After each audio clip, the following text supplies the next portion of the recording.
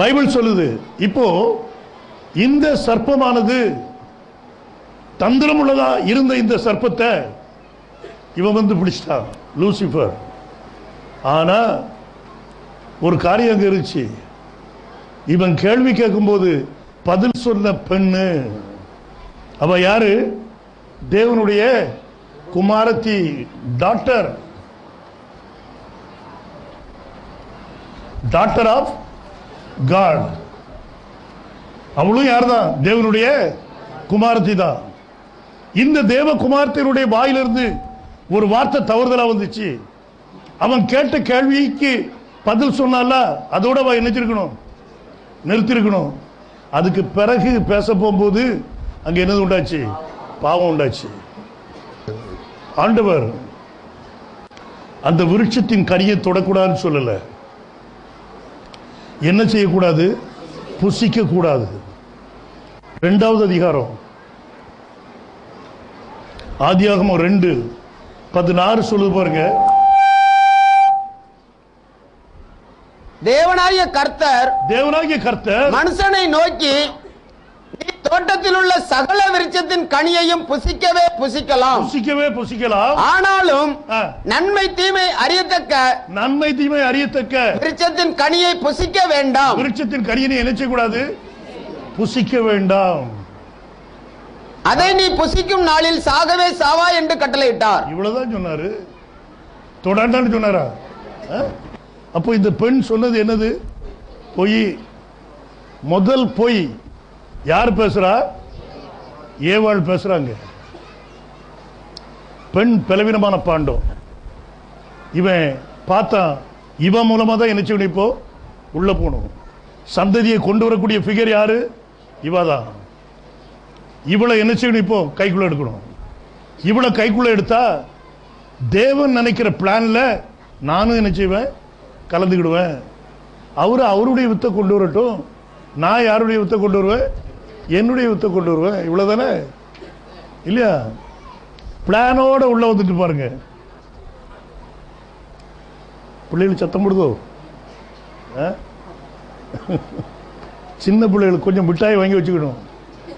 அப்படி சத்தம் வரும்போது ஒன்று ஒன்றா கையில் எடுத்து கொடுத்துடணும். அது பாட்டு வாயில் போட்டு உட்கார்ந்துருக்கும். இப்போ பைபிள் சொல்லுது இந்த கனியை புசிக்க வேண்டான்னு சொன்னாரே தவிர தொடாண்டாண்டு என்ன செய்யல, சொல்லல. அப்போ முதல் இந்த பெண் வந்து பொய் சொல்லிட்டா. இந்த பொய் சொன்ன உடனே லூசிபருக்கு எவ்வளவு சந்தோஷம் இருந்திருக்கும் யோசிச்சு பாருங்க பார்க்கலாம். அவன் யாரு? பொய்யனும் பொய்க்கு. ஏ அப்பா, பெண் இப்போ எங்க வந்துட்டா? நம்ம பாதையில் வந்துட்டா. முடிஞ்சு. எனக்கு இப்போ அவன் மேல ரைட் இருக்கு, வேற ஒண்ணும் வேண்டாம். இந்த ஒரு பொய் சொன்னதுனால அவன் மேல என்ன இருக்கு? அவனுக்கு ரைட் இருக்கு, அவன் மேல உரிமை இருக்குது. அவன் என்ன சொன்னாலும் சரி, அவன் இந்த பாயிண்ட் தான் தூக்கி வைப்பான். நீ இப்படி சொன்னால பொய் தானே, இப்ப இதையும் செய் அப்படிமா. ஒரு காரியத்தில் நீங்க வீழ்ச்சி அடையும் போது அநேக காரியங்களை என்ன செய்ய வேண்டியிருக்கும்? வீழ்ச்சி அடைய வேண்டியிருக்கும். முதல் பொய் சொல்லும் போது நீ பயப்படலைன்னா மெதுவா என்ன செய்யும்? ஒண்ணா பொய் ஓன்றது வெளியே வரும். ஒரு தப்பு பண்ணும்போது நீ பயப்படலைன்னா மெதுவா அதே தப்பு என்ன செய்யும்? கொஞ்சம் கொஞ்சமா வந்து ரெகுலர் ஆயிடும். இப்ப அதான் இங்க நடக்குது. இவ பொய் சொன்னா, சாசு பார்த்தா. அடுத்த வருஷம் வாசிக்க. அப்பொழுது சர்ப்பம் ஸ்திரீயை நோக்கி நீங்கள் சாகவே சாவதில்லை. இப்ப அவன் என்ன சொல்றா? உண்மையை சொல்றானா?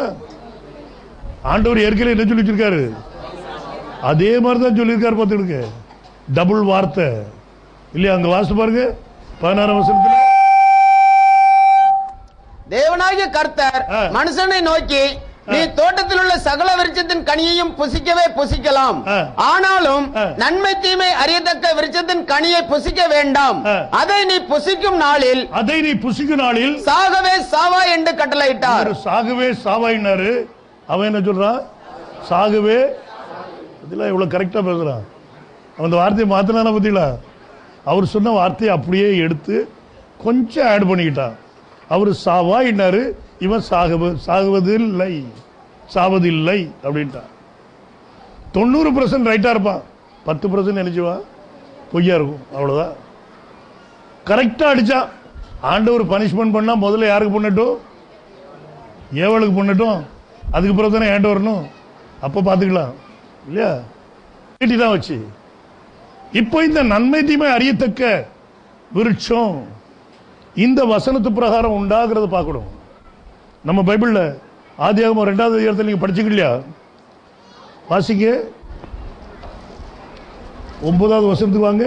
தேவனாகிய கர்த்தர் பார்வைக்கு அழகும் புசிப்புக்கு நலமுமான சகலவித விருட்சங்களையும் தோட்டத்தின் நடுவிலே ஜீவ விருட்சத்தையும் நன்மை தீமை அறியத்தக்க விருட்சத்தையும் பூமியிலிருந்து முளைக்க பண்ணினார். எங்க இருந்து முளைக்க பண்ணாரா?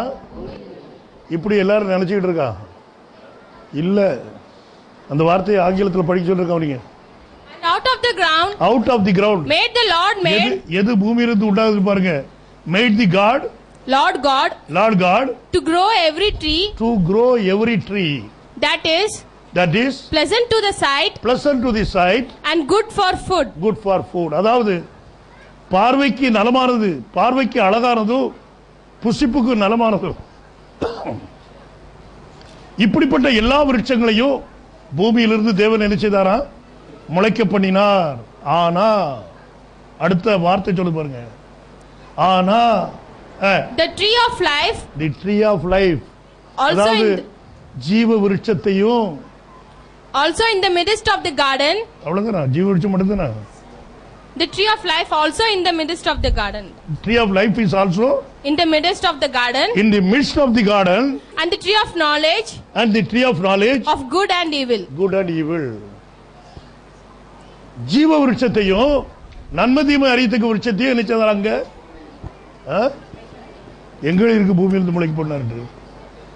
ஆங்கிலம் அப்படியே சொல்லுது.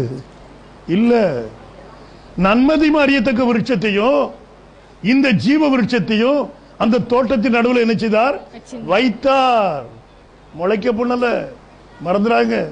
பிற முளைச்சிச்சுன்னா சாதாரண மரமாயிரும். பிற நீங்க எப்படி இயேசு கிறிஸ்து ஜீவ விருட்சம் சொல்லுவீங்க? எப்படி சாசு மரணத்துக்குரிய விருட்சம் சொல்ல முடியும்? இது தமிழ் பைபிள் அப்படி கொடுத்துருக்கான். இதை வச்சுட்டு தான் நிறைய பேர் குதிச்சுட்டு எழுதான். சர்ப்பத்தின் வித்து தப்பா இவருக்கு. ஆனா வேதம் அப்படி சொல்லல, ஒரிஜினல் மூலம் அப்படி சொல்லல. இந்த நன்மை தீமை அறியத்தக்க அந்த விருட்சத்தையும் நினைச்சதார் ஆண்டவர். அங்க என்ன செய்தார்? வைத்தார். வச்சவர் அதை என்ன செய்ய முடியும்? எடுக்க முடியும். அது முளைக்கல பிரதர். முளைச்சிச்சுன்னா சாதாரண விருட்சமா இருக்கும். நன்மை தீமை அறியத்தக்க விருட்சம் அப்படி ஒண்ணு முளைச்சிருக்கோம் எங்கேயும்? எங்கேயாவது ஞானம் வரக்கூடிய விருட்சம் முளைச்சிருந்தா சொல்லுங்க. பிள்ளைகளை ஸ்கூலுக்கு அனுப்பாட்டான், நேரே அங்கே அனுப்பிடும். இப்ப அந்த கனியை புடிச்சிட்டு என்ன செய்யட்டும்? ஞானிகளாகட்டும். இது வேற ஒன்றை பற்றி ஆண்டவர் பேசிக்கிட்டு இருக்காரு. மனுஷன் என்ன நினைக்கிறான்? தேடுறான், எங்க குற்றம் இருக்குது, இது சர்ப்பத்தின் உத்தின்னு சொல்றாருல, அதெல்லாம் நம்ப கூடாது. அதுக்கு எங்க ஆதாரம் இருக்கா? இவர் தேடுறாரு. இது அங்க வைக்கப்பட்டிருக்குதுன்னு சொல்லி வேதம் சொல்லுது. சரியா? சரி. இப்போ ரெண்டாவது பொய்ய சாஸ் சொல்லிட்டு நீங்கள் சாகவே. சரி, அடுத்தால அடுத்து சொன்னோம். இதை புசிக்கும் நாளிலே, நீங்கள் இதை புசிக்கும் நாளிலே உங்கள் கண்கள் திறக்கப்படும் என்றும் நீங்கள் நன்மை தீமை அறிந்து தேவர்களைப் போல் இருப்பீர்கள் என்றும் தேவன் அறிவார் என்றது. இப்ப வேற ஒரு கிஃப்ட கொண்டு கொடுத்துட்டா. நீங்க இதை புசிக்கும் நாள்ல உங்களுடைய கண்கள் எழுச்சப்படும். நல்ல கவனிங்க, கண்கள் திறக்கப்படுமா? அப்போ ஆதாமுக்கு ஏவாளுக்கும் அப்போ கண் கிடையாதோ? கண் இல்லாம தான் இருந்தாங்களா?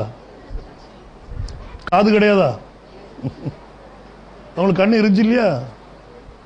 ஆண்டவர் எப்படி படைச்சிருக்காரு? குருடனை படைச்சிருக்காரு. அப்படியா?